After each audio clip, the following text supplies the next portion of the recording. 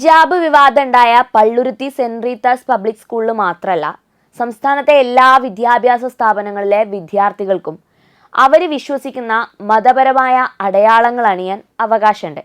ശിരോവസ്ത്രം മാത്രമല്ല, തൊപ്പി ധരിച്ചും കുറി തൊട്ടും കറുപ്പുടുത്തും കുരിശുമാല ധരിച്ചും തിരുവസ്ത്രം ധരിച്ചും എല്ലാം വരാനുള്ള സ്വാതന്ത്ര്യവുമുണ്ട്.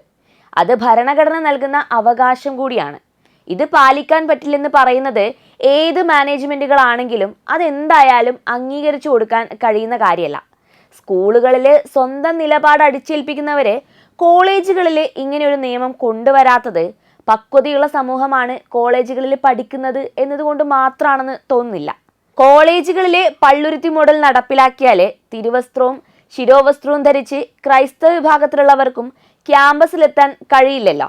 ഇക്കാര്യം നല്ലതുപോലെ അറിയാവുന്നത് കൊണ്ടായിരിക്കും ആ സാഹസത്തിന് അവരെന്തായാലും മുതിരാതിരിക്കുന്നത് എന്നാണ് എൻ്റെ ടേക്ക്.